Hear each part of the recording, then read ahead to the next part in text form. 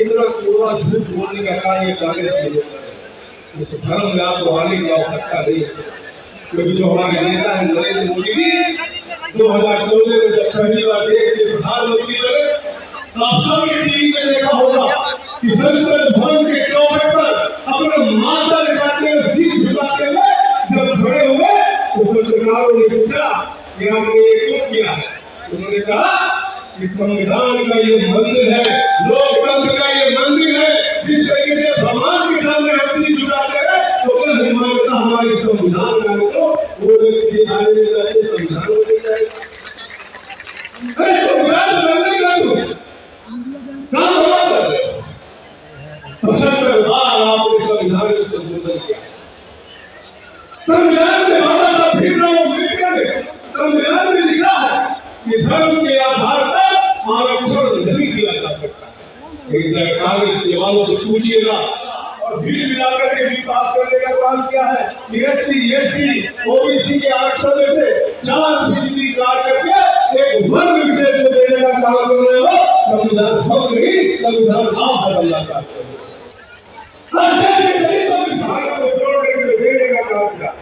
ढाई कोटे से रिजेक्ट करने का काम किया है, लेकिन वहाँ की सरकार ममता बनर्जी मान नहीं रही है कि नहीं मैं दूंगा। उसको लेकर के वो सुप्रीम कोर्ट जा रही है तो संविधान का उल्लंघन हम कर रहे हैं कि संविधान का उल्लंघन आप कर रहे हैं। उनसे सावधान रहने की आवश्यकता है, क्योंकि उन्होंने बाबा साहब भीमराव अम्बेडकर को शुरू से ही अपमानित करने का काम किया।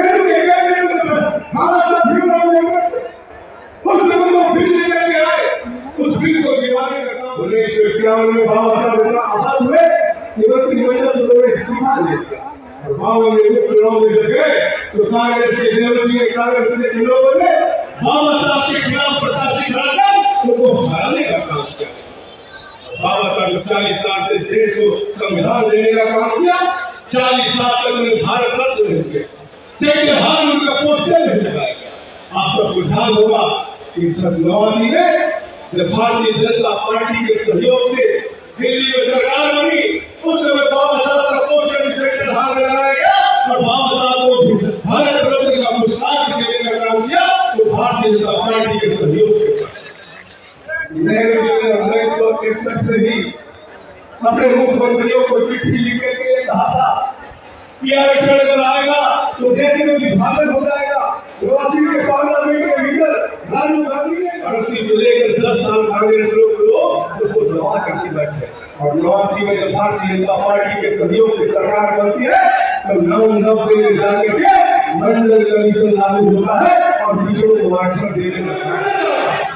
क्या देश में जीना 2014 के बाद 60 साल बीत जाने के बाद इन गरीबों के पास रहने के लिए घर नहीं। हमारे माता बहनों को कहीं ना कहीं सब होने का इंतजार कर रहा। अब देश के गरीब बेटा प्रधानमंत्री बने हैं तो गरीब के दर्द में जानते हैं। और इस देश में पहले भी मकान बनता था, पहले भी शौचालय बनता था, लेकिन कितना बनता था? एक साल में एक गाँव में 4 खुआएगा, एक साल में एक गाँव में 3 खुआएगा, एक साल में एक गाँव में 5 खुआएगा। इसी प्रकार से शौचालय भी आता था। कहने के लिए केवल एक योजना चलती थी, जनता को बेवकूफ बनाने के लिए चलती थी। लेकिन प्रधानमंत्री जी ने सोचा कि देश के 60 साल आजादी के बीत गए हैं, अभी तक गाँव में बिजली तक नहीं पहुंची और प्रधानमंत्री जो कहते हैं कि ये मोदी की गारंटी है। तो आपने देखा होगा कि प्रधानमंत्री ने कहा था कि 2022 तक देश के सभी गाँव और सभी लोगों में हम बिजली पहुंचाने का काम करेंगे। आप दावे के साथ मैं कह सकता हूँ कि महाराष्ट्र के कोई भी गाँव कोई भी कोना नहीं बचा है जहाँ पर बिजली न हो।